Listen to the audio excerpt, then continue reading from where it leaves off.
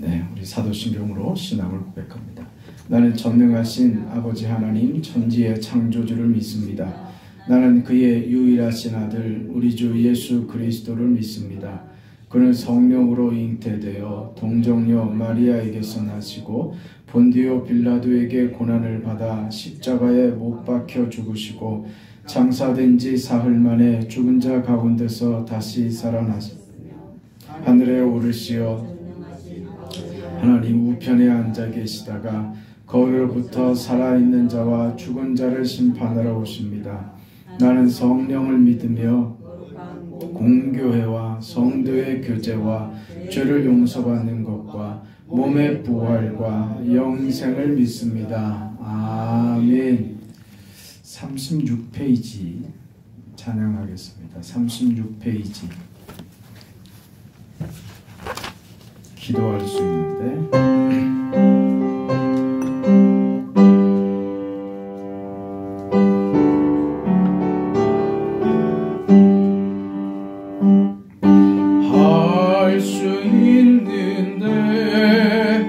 왜 걱정하십니까?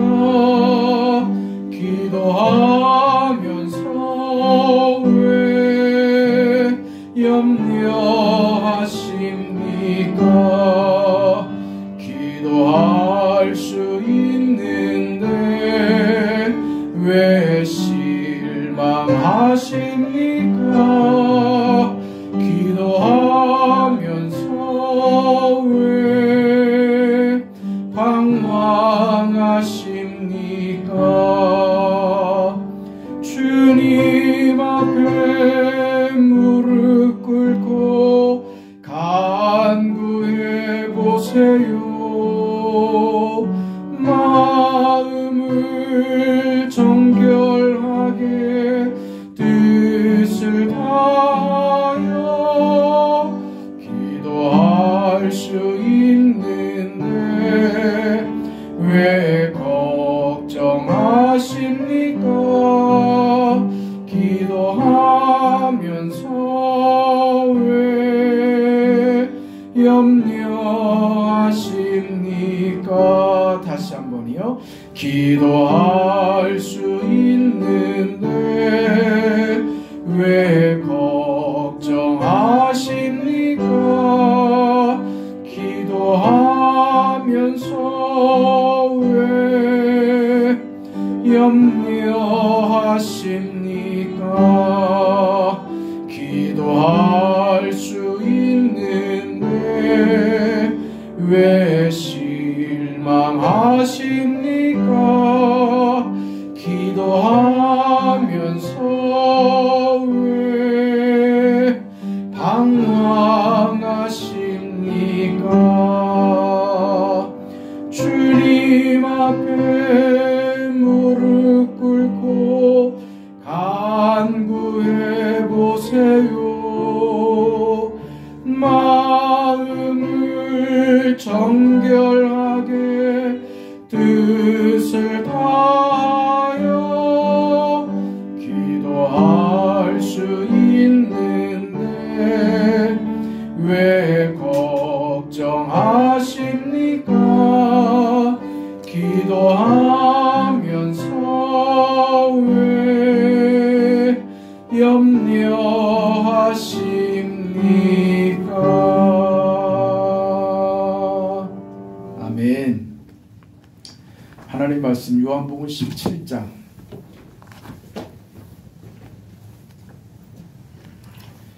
요한복음 17장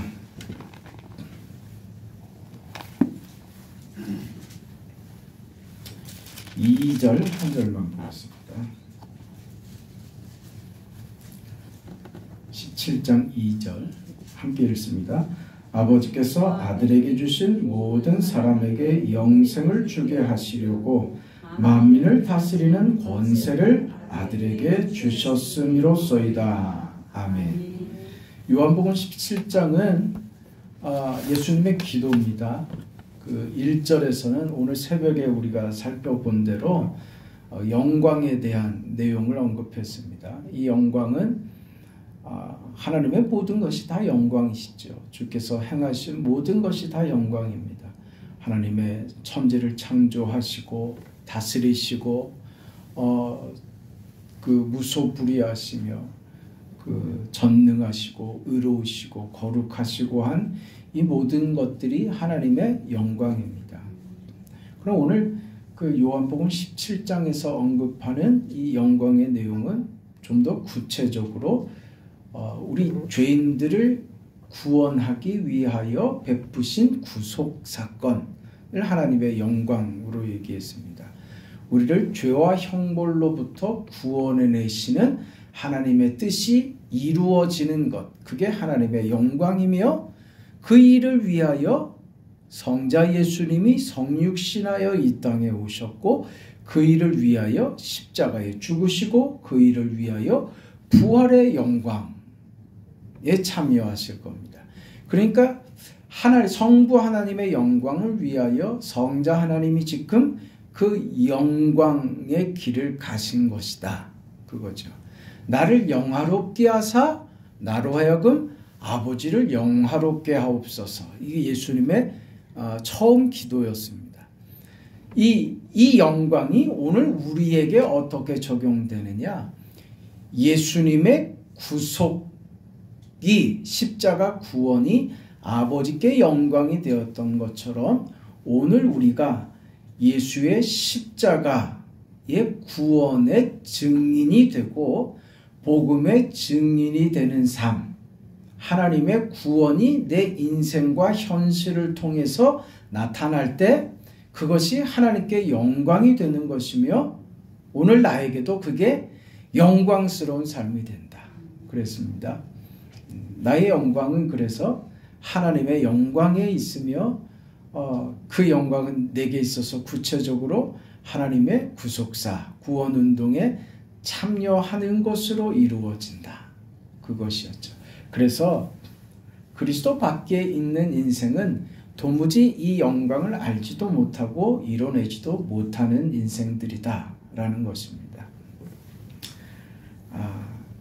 오늘 우리가 받은 이 사명들이 그래서 어떤 무거운 짐이 될 수 있고 수고하고 애써야 하는 고민되고 고통스러운 현실로 나타날 수 있습니다. 분명히 예수님께서 그것을 제해 주시겠다고 하지도 않으셨습니다.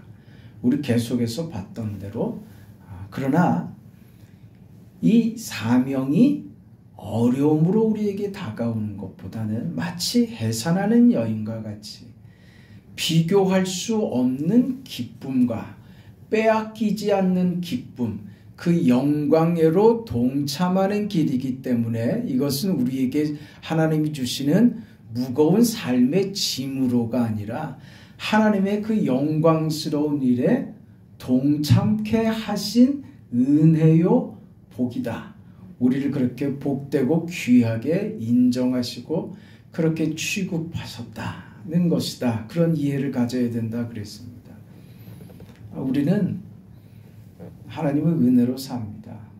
죄인이 구원받은 것도 은혜이며 이렇게 놀랍게 대접받는 것도 하나님의 은혜이고 그런 삶을 오늘 영광의 삶이라고 그랬던 것이고 그 영광의 삶에 그저 우리에게 떠넘기시고 잘해야 된다 하고 그저 관망하시는 하나님으로가 아니라 우리 인생 속에 개입하셔서 견뎌내고 감당해낼 수 있도록 개입하시는 아버지로 우리에게 감사의 대상이 되시고 감사하는 신앙인이 된다는 것을 깨달아야 됩니다. 그렇게 해서 오신 분이 성령 하나님이시고 오늘 예수님의 이 기도에서 영광된 삶을 기도하시며 이어서 무슨 이야기를 하셨냐면 2절에 1절의 이 내용과 2절의 이 내용이 동떨어진 내용이 아니라는 것을 말씀드리려고 하는 겁니다. 2절에 보면 아버지께서 아들에게 주신 모든 사람에게 영생을 주게 하시려고 그렇죠? 내게 주신 모든 백성들을 내가 구원하고 내가 아버지께로 데리고 온다. 예수님께서 그런 말씀하셨습니다. 하나님의 구원이죠. 하나님의 구속사를 성자 하나님이 이것을 이루시는 데 있어서 아버지께서 무엇을 주셨느냐? 만민을 다스리는 뭘 주세요? 권세를 아들에게 주셨음이로소이다. 이 말이 나온 겁니다. 그렇다면 예수님의 이 구원, 성부 하나님이 우리에게 계획하신 이 구원이 성자 하나님의 성육신과 십자가 죽음과 부활로 완성되고 그것이 우리에게 적용되어 우리가 하나님의 자녀가 되는 구원을 입게 되는데, 예수께서 우리 안에 이루는 이 구원이 십자가 죽음으로 끝나는 것이 아니라는 힌트를 얻는 거예요. 무엇을 주셨다고요? 만민을 다스리는 권세를 아들에게 주셨습니다. 다스린단 말입니다. 그러니까 자기 백성 삼으실 뿐 아니라 그 다음 뭘 하신다고요? 다스리신다고요. 거기에 그 다스리는 뭘 주세요? 권세를 주셨다. 그러니까 예수 그리스도께서 우리의 구원주이실 뿐 아니라 구원받은 우리가 영광된 삶을 살아내도록 권세로 우리 삶을 다스리신다. 우리는 그 권세라는 단어에 대해서 그 본능적인 어떤 거부감이 있습니다. 부정적인 생각이 먼저 앞서죠. 그 권세는 힘 아닙니까? 권세는 그 세력이죠. 힘 있는 세력이 그 권세가 되죠. 여기에 대해서 우리가 그 본능적으로 이렇게 거부하는 그 본능이 우리에게 있는데, 이것은 우리가 누구에게 지시받고 누구의 지도를 받고 하는 것을 본능적으로 좋아하지 않기 때문에 그렇습니다. 특별히 이 시대는 모두가 다 신이 되어버린 시대입니다. 모두가 다 자기 옳은 대로 사는 거예요. 그러니 누가 나를 가르치려고 하는 것, 어떤 그 나를 내가 주장하지, 내 인생은 내 것이고 내 인생을 내 결정 아래 두며 그 어떤 사람의 방해도 받지 않으려고 하는 그 개인 중심의 그런 시대에 우리가 있는 거잖아요. 그렇죠? 요즘 제일 듣기 싫은 소리가 뭡니까? 꼰대라는 소리가 제일 듣기 싫은 소리고, 그 말을 들을 때가 가장 그 부끄러운 시대가 되어버렸고, 그렇게 취급되는 내가 만약에 그렇게 취급되면 굉장히 서글퍼지는 그런 시대입니다. 근데 이게 농담처럼 그렇게 돼버린 시대 아니에요? 여러분들이 꼰대예요? 이게 왜 이게 이런 그 권위입니다. 말하자면, 그렇죠? 어른의 권위로, 부모의 권위로 먼저 인생을 사는 자로서, 야, 그게 다가 아니더라. 인생이 그게 그렇지만은 않더라 하면서 염려되는 마음에 한마디 거드는 것을 쓸데없는 소리 하지 말라고. 알기는 뭘 안다고. 나보다 더 배웠어요? 나보다 더 똑똑해요? 이러고 있단 말입니다. 세상이. 지금 이 시대가 그런 시대 아니에요. 근데 여러분은 어떻게 사셨어요? 권위 아래서 살지 않으셨습니까? 그렇죠? 그 권위가 최고인 줄 알고 감히 대들 생각을 못하고 살았잖아요. 잘할 때는 그 권위 아래서 꼼짝도 못하고 잘하다가 이제 좀 한마디 좀 하려고 하는 때가 되니까 꼰대라고 또, 이것들이 진짜 이게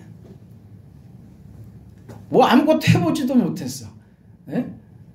평생 시부모 모시고 그렇게 사는 게 그게 옳은 줄 알고 그 고생을 마땅한 걸로 알고 다 그렇게 살았는데 지금 와서 내가 대접받아야 되고 봉양을 받아야 될 나이가 되니까 이제 그런 거는 말도 안 되는 시대가 돼버렸어. 참 불쌍한 시대를 삽니다. 네. 이 희생이 있으니까 이 사회가 이만큼 지탱이 되고 그러는 겁니다. 이걸 어린 친구들은 모르는 거예요. 그래서 어린 친구들은 젊은이들은 늘 이상주의입니다. 늘 이상론이죠. 그러나 나이를 들어보면 그게 얼마나 우습고 말이 안 된다는 걸 나이를 들어보면 배우는 거예요. 그게 틀린 말이라고 하는 게 아니라 현실에 배제할 수 없는 수많은 변수들과 이유들이 있다는 것을 젊을 때는 그게 잘 안 보이는 거예요.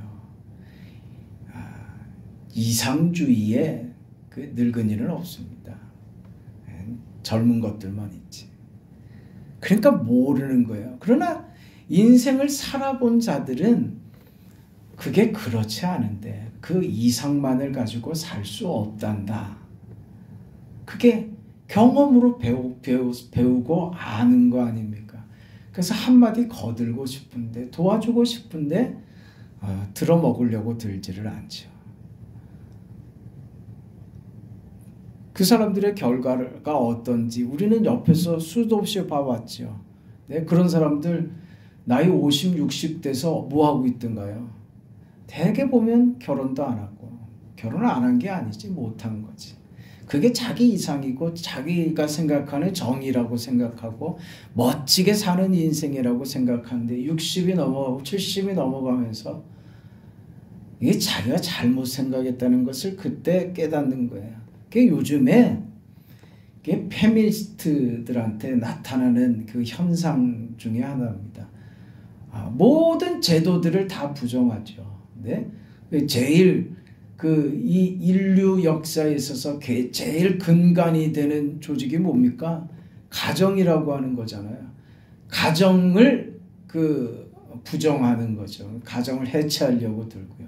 그래서 결혼을 안 하려고 듭니다.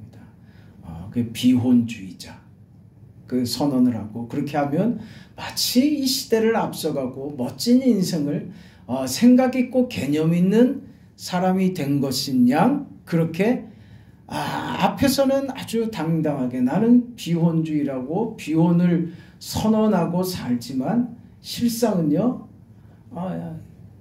이불 베개를 눈물로 적시는 거예요. 외롭다 이거지. 그렇게 나이 들고 해서 나중에 남는 게 아무것도 없다는 것을 배우죠.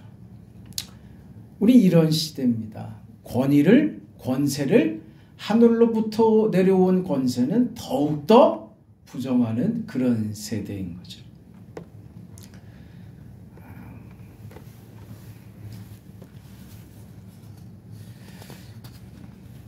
그게 꼭 옳다는 것은 아니지만 어떤 권위가 살아있을 때는 어떤 전형적인 틀이 있었습니다.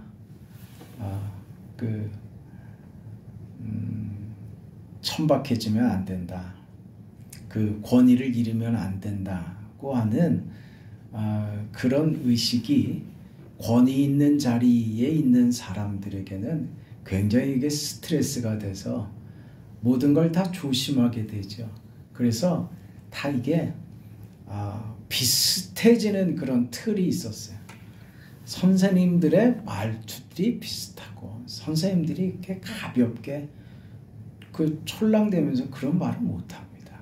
권위가 떨어지니까 가르침의 권위가 떨어지니까 그렇죠. 우리 되게 기억하지 않습니까? 목사님들이 가지는 이 톤이 비슷할 때가 있었어요. 약간 기도를 많이 해서 목이 살짝 잠겨서 목신 소리가 나오면 그 목소리만으로도 은혜가 된다고 좋아하던 때가 있었어요. 그러지 않았어요? 그게 나쁘고 좋고를 얘기하는 게 아니에요. 그런 게 우리 사회에 그 어떤 권위자가 가지는 부담이기도 하고 또 권위자에게 그 요구하고 기대하는 어떤 수준이기도 해서 그랬습니다. 그런 게들이 있었죠. 이런 게 그 매스컴으로 치면 대표적인 게 그 뉴스를 진행하는 앵커들이죠. 저들은 정확한 사실을 전해야 되기 때문에 아주 정제된 그 말투와 그리고 정확한 발음과 그리고 그 톤도 아주 듣기 좋은 소리로 그 톤을 유지하면서 정확하게 메시지를 전달을 했죠. 그리고 여러분 기억을 하십니까? 남자와 여자 앵커를 두는 것도 사실은 오래전이 아닙니다. 그전에는 혼자 했죠. 누가요? 남자 혼자 했죠. 그러다가 보조 앵커처럼 여자가 옆에 같이 자리를 해서 그 뉴스를 이렇게 보조하는 식으로 그 역할을 하고 있습니다. 그러다가 한 10여 년쯤 전에 바뀌기 시작했습니다. 여자가 메인 앵커를 하고 남자가 보조 앵커를 하고 아니면 여자 혼자 단독 앵커로 쓰기 시작한 거예요. 이건 뭐 남녀 차별이니 그 남자가 위고 그런 문제를 얘기하는 게 아니에요. 성경이 말하는 이 성적 질서 말입니다. 그걸 깨는 거죠. 이 시대가 언제부터인지 생각을 해야지 돼요. 이게 그냥 벌어지는 게 아니에요. 이게 왜 우리 사회가 이런 변화들을 몰고 왔으며 왜 우리들은 이 사회적 변화에 자연스럽게 처음에는 조금 어색했는데 자연스러워졌죠. 뭐 여자 혼자 하니까 또 뭐 듣기도 좋고 뭐 또 괜찮네 이렇게 돼버렸단 말이에요. 그걸 바꾸자고 제가 하는 말이 아니에요. 왜 사회가 이렇게 변해왔으며 오늘 우리는 이런 사회의 변화에 어떤 영향을 받고 그리고 우리가 우리 삶 속에 이 변화된 이런 그 사회 변화를 우리가 따르고 있지 않는가? 내가 아무렇지도 않게 변화된 질서와 변화된 사회상을 내가 아무렇지도 않게 받아들이고 그렇게 행동하고 있지는 않은가 하는 점은 우리가 신자로서 성도로서 살펴봐야 하는 문제인 거예요. 그 전 세계적으로는 1960년대 이후에 이런 그 지독한 몸살을 전 세계적으로 알았죠. 서구 사회의 그 민주 열풍들 말입니다. 그게 나타나는 게 뭡니까? 데모하는 거죠. 들고 일어나는 거죠. 그 데모는 뭡니까? 권위를 깨는 게 데모예요. 네? 자본주의 사회의 지배 계급을 쳐부수겠다. 그래서 우리가 주인이 되는 세상을 만들겠다. 그래서 데모하는 거죠. 그게 이제 1980년대 들어와서 우리나라에 아주 본격적으로 데모가 아주 바람이 크게 들었죠. 여러 가지 뭐 그 데모하는데 이유와 원인들은 여러 가지가 다 있지만 기본적으로는 그런 겁니다. 그 어떤 권위에 대한 저항인 거죠. 권위에 대한 저항이기 때문에 그건 단지 정치적인 것만이 아닌 거예요. 정치적 어떤 자기들의 이념과 정치적 목적을 이루기 위해서만 들고 일어나는 게 아닌 겁니다. 뭐든지 다 거는 거예요. 뭐요? 권위요. 모든 권위에 대해서 반항하고 들고 일어나는 겁니다. 권위 있는 집단들이 그래서 곤혹을 치르죠.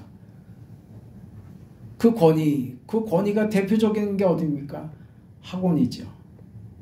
학원이죠. 학교죠. 학교 교사 교사들이 가지는 이 권위, 교사가 권위가 없으면 가르칠 수가 없습니다. 가르치는 자로서의 그 권위가 그래서 도전받죠. 공격받죠.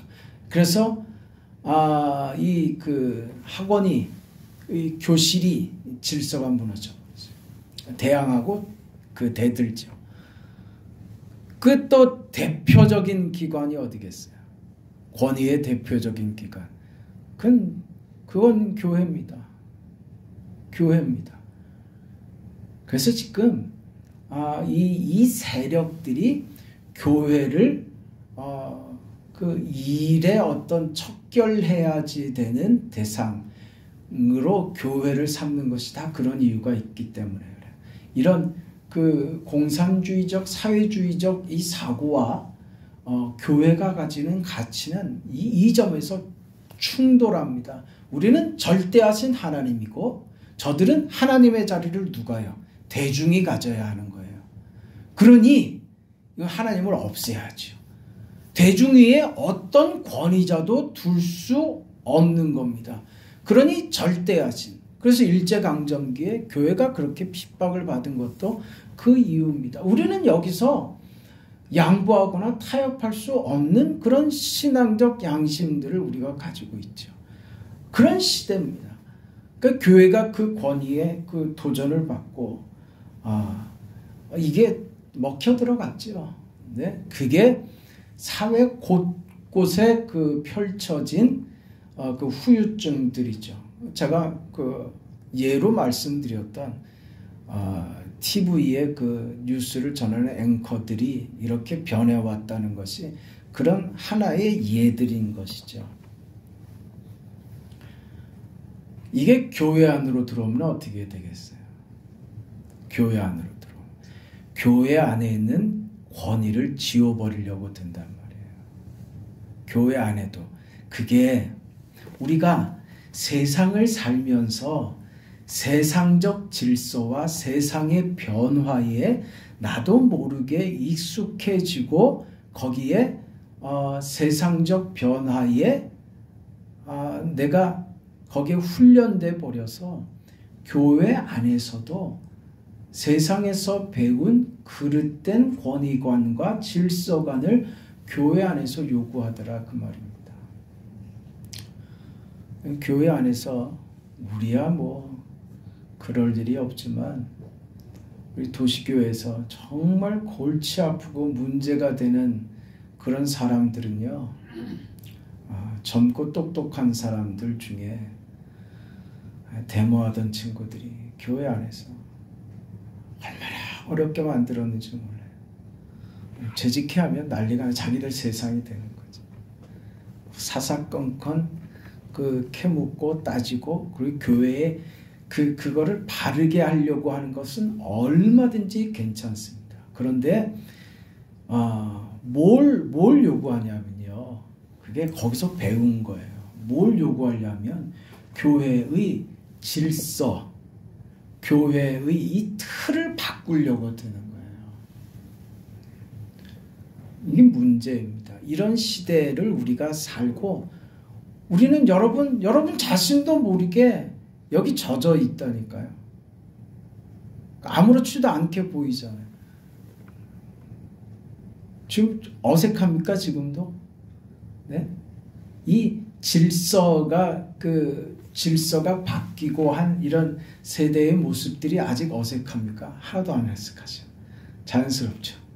왜 그렇게 돼버렸다니까요. 네? 과거의 그런 권위적 형태들은 아주 낡고 고루하고 지루하고 이게 세련되지도 못하고 그렇게만 느껴집니까? 네, 여러분 그랬어요? 네? 네.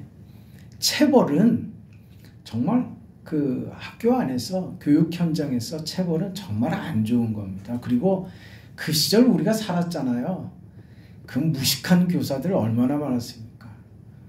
우리 뭐 박장로님이나 윤건사님이 그랬을 리는 없지만 아시잖아요. 그런 교사들 얼마나 많았는지. 그 다 보는 앞에서 아이들 막 귀싸다기를 때리고 그런 몽둥이는 어디서 구하는지 그런 거 연구하러 다니나 봐. 아무리 세게 때려도 부러지지 않는 막대기, 뭐 그런 걸 뭐 어떻게 자기들끼리 그 검색해서 그런 걸 어떻게 구하는지. 제 고등학교 때는 우리 학교가 그 아이스하키를 굉장히 잘했습니다. 하키 이 스틱이요. 이 스틱이 그 얼음판을 내리치고 퍽을 내리치고 해야 되잖아요. 그럼 이 스틱끼리 막 부딪히고 그렇기 때문에 이걸 단단하게 만들지 않으면 안 돼요. 그런데 얘들이 이게 얼마나 거친 운동인지 스틱이 하나씩 부러져요. 그럼 먼저 얘들한테 예약을 다 해놓습니다. 선생님들이. 그 부러지거든 나 갖다 주라. 그럼 부러진 자루를 들고 다녀요. 마치 훈장처럼. 그걸로 두들겨 팼어요. 그러니 맞고 나면 그 남학생들이요. 막 뒤에 허벅지가 막 진짜 뭐 까맣게 멍들고 핏줄이 다 터지고 엉겨붙고. 그러니까 우리는 무슨 제도를 갖다 줘도 제대로 실행할 그런 자격들이 실력들이 없어요. 기본적으로. 이래서 좋고 저래서 좋은 거 없어요. 그렇다고 해서 지금 이 시대는 체벌이 없어지니까 더 좋아졌습니까? 아니요. 솔직히 얘기하면 그 일부의 거친 교사들의 체벌이 문제가 되긴 하지만 그래도 맞고 자란 아이들이 그 질서를 지키고 어떤 권위에 대해서 순종할 줄도 알고 그렇게 자라죠. 아이들을 키울 때 어떻게 여러분 말로써 다 되더냐 이거지요. 혼도 안 내고 괜찮다 하고서 아이들이 잘 자라는 예가 있냐 이거죠. 없죠. 그렇죠. 매를 못 들겠으면 말로라도 혼을 내죠. 눈물이 쏙 빠지게 혼을 내죠. 그래서 아이를 가르치죠. 그러니까 어찌됐든 이런 과정들이요. 권위가 살아있고 그리고 그 권위 아래서 야단도 맞고 혼도 나고 때로 매도 맞고 한 자녀들이 나중에 결과적으로는요. 그게 나를 만들었습니다. 이 말이 나오는 거예요. 교회도 마찬가지로 그래요. 듣고 싶은 말만 하는 곳이 교회가 돼서는 안 됩니다. 그것은 영혼을 다 죽이는 것밖에 안 되는 거예요. 자꾸 듣고 싶지 않은 내용이라도 자꾸 들려야 해요. 그 내용이 내 귀에 들리면요. 여러분 그렇게 생각하시면 딱 맞아요. 이게 하나님이 내게 하시는 말씀이구나. 그때 은혜가 돼요. 그래서 손해보는 일이 있습니까? 없어요. 절대 손해보지 않습니다.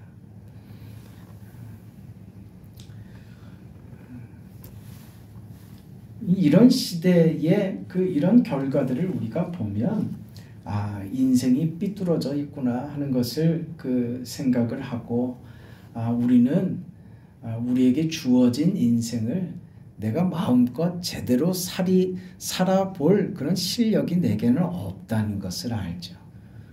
동의 안 합니까? 동의하시죠? 내가 그 실력이 되나요? 안 되죠. 네. 제일 미운 사람이 누구예요? 나 아닙니까? 자신이 제일 밉지. 야, 너는 또 그랬냐?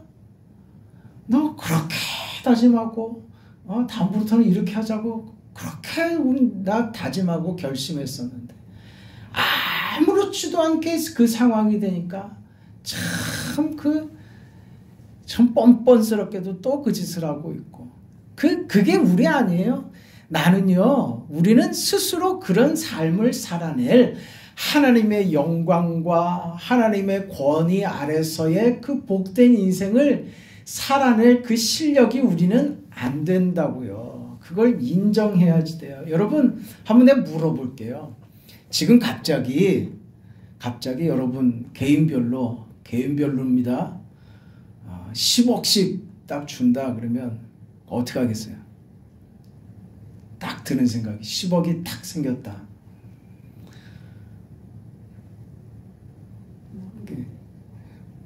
세속적인 자신의 생각을 발견하지 않았습니까? 10억 갖고 뭘 할 생각이에요? 10억 가지고 10억 가지고 내가 그 보금자리도 하나 마련하고 그래도 많이 남는데 그거 가지고 내 노후를 이렇게 그 계산이 퍼뜩 되잖아요. 무슨 얘기하고 싶은가 하면요, 우리는 하나님이 우리에게 뭘 주시잖아요. 그걸 바르게 쓸 그런 실력이 없다는 말이에요. 바르게 쓰질 못해요. 그 실력이 이미 우리에게 없어요. 그러니까 기도해야 되는 거예요. 그렇게 깨어있지 않고 하나님께로 열려있지 않으면 예수님의 기도하심처럼 내 생의 목적은 하나님입니다. 하나님의 영광이 내 삶의 만족이 기쁨이고 하나님이 받으시는 영광이 나의 영광이 됩니다. 그 영광된 삶을 위해서 예수께서 나를 구원하신 예수께서 나를 다스리시는 권세를 받아 내 인생을 권위 있게 다스리시겠다고 하는 이 말씀 앞에 아멘하고 할렐루야하고 감사합니다 하는 거예요.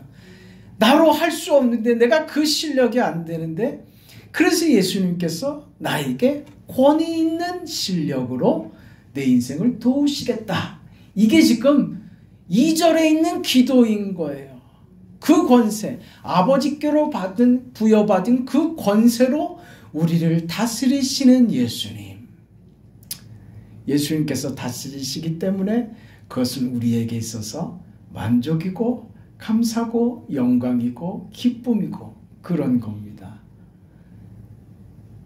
그 권위 말입니다.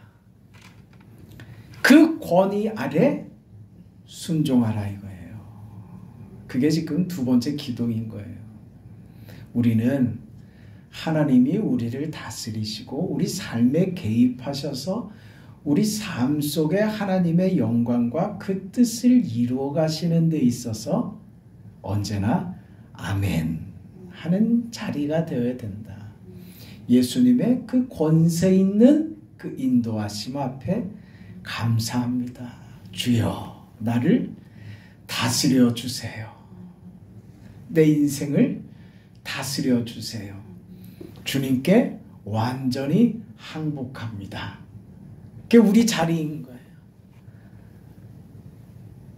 그렇게 해서 예수님만이 우리에게 있어서 참된 권위자이시며 참된 권세를 가지신 분으로 우리 인생을 세상이 만들어줄 수 없는, 아니 우리 자신이 만들지 못하는 영광의 자리로 예수님께서 우리를 이끄신다는 것이죠. 그것이 우리 오늘 아침에 봤던 마태복음 28장의 내용 아닙니까? 마태복음 28장의 그 내용 다시 한번 보겠습니다. 28장 18절에서 20절. 마태복음 28장 18절에서 20절 같이 한번 읽겠습니다. 예수께서 나와 일러 가라사대 하늘과 땅의 모든 권세를 내게 주셨으니 그러므로 너희는 가서 모든 족속으로 제자를 삼아 아버지와 아들과 성령의 이름으로 세례를 주고 내가 너희에게 분부한 모든 것을 가르쳐 지키게 하라. 볼지어다 내가 세상 끝날까지 너희와 항상 함께 있으리라 하시니. 아멘. 오늘 그 17장 2절에 말씀하신 그 아버지께서 아들에게 주신 모든 사람에게 영생을 주게 하시려고 만민을 다스리는 권세를 아들에게 주셨다. 그게 마태복음 28장에는 하늘과 땅의 모든 권세를 내게 주셨다. 우리를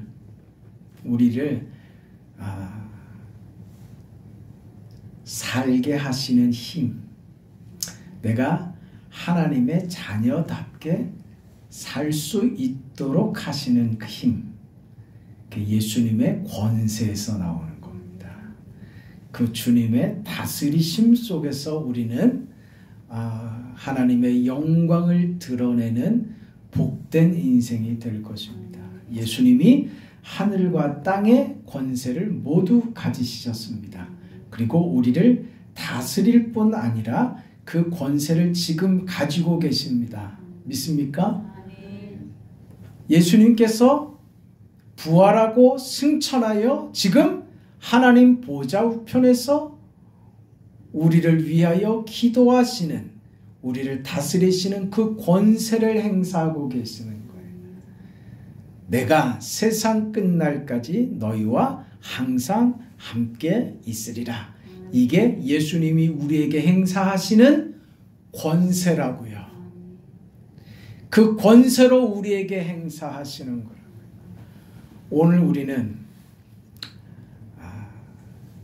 그 영광된 복된 삶을 받았습니다.